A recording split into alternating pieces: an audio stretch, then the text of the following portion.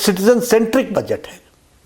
ऐसे सर्वस्पर्शी और हर क्षेत्र के विकास को गति देने के लिए समर्पित बजट के लिए मैं आदरणीय प्रधानमंत्री श्री नरेंद्र मोदी जी का हार्दिक अभिनंदन करता हूं।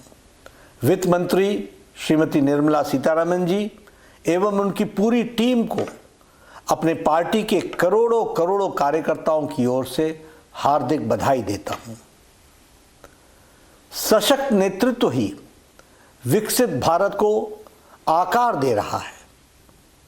प्रधानमंत्री नरेंद्र मोदी जी के कुशल नेतृत्व में देश विकसित भारत की यात्रा का साक्षी बन रहा है। पिछले 10 वर्षों में प्रधानमंत्री जी ने अथक परिश्रम के साथ लगभग 25 करोड़ लोगों को गरीबी की रेखा से बाहर निकाला है। साथ ही देश के मध्यम वर्ग के परिवारों को बहुत बड़ी राहत प्रदान करते हुए टैक्स में के दायरे में छूट 12 लाख रुपए तक का बढ़ा दिया है। इस बजट में युवाओं के कौशल, कृषि में निवेश और ग्रामीण क्षेत्रों में रोजगार के विकल्प सृजित करने पर खासा ध्यान दिया गया है। इस बजट में अध्यात्मवाद और आधुनिकता का अद्भुत संगम देखने को मिलता है। रामायण सर्किट और बुद्ध सर्किट के निर्माण की घोषणा के साथ साथ राज्यों के इंफ्रास्ट्रक्चर विकास के लिए 1.5 लाख करोड़ रुपए का प्रावधान किया गया है। न्यूक्लियर एनर्जी मिशन के लिए 20,000 करोड़ रुपए की शुरुआत में भारत ऊर्जा क्षेत्र में आत्मनिर्भर बनने की दिशा में एक बड़ा कदम है। पर्यटन को बढ़ावा देने के लिए 50 प्रमुख स्थलों का राज्यों की भागीदारी से विकास किया जाएगा, जिससे न केवल सांस्कृतिक धरोहर को संरक्षित किया जाएगा बल्कि स्थानीय रोजगार के अवसर भी बढ़ेंगे। आईआईटी की क्षमता का विस्तार तकनीकी शिक्षा और नवाचार को सशक्त बनाएगा। स्वास्थ्य कल्याण की दृष्टि से बजट में लगभग 1 लाख करोड़ रुपए का प्रावधान दिया गया है, जो 2014-15 के मुकाबले 191% अधिक है।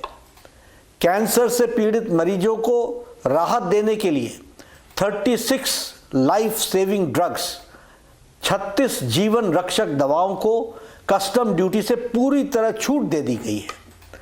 अगले वर्ष तक हमारे मेडिकल कॉलेजेस में 10,000 एक्स्ट्रा सीट जोड़ी जाएंगी।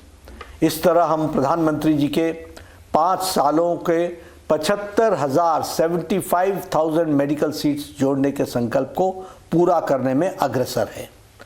बिहार के किसानों के लिए मखाना बोर्ड की स्थापना और देश में दालों के उत्पादन को बढ़ाने पर विशेष ध्यान दिया गया है, जिससे कृषि क्षेत्र में नई मजबूती मिलेगी।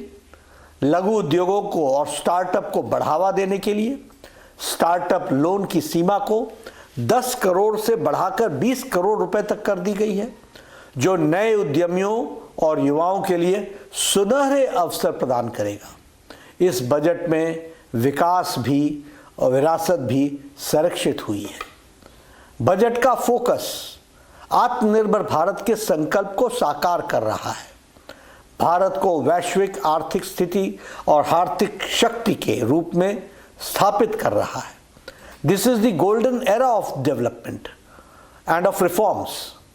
विकास का गोल्डन एरा यानी स्वर्णिम युग है। मैं पुनः ऐसे कल्याणकारी बजट के लिए, सिटीजन सेंट्रिक बजट के लिए आदरणीय प्रधानमंत्री श्री नरेंद्र मोदी जी को और वित्त मंत्री श्रीमती निर्मला सीतारमण जी को एवं उनकी पूरी टीम को कोटि कोटि साधुवाद देता हूँ, बधाई देता हूँ।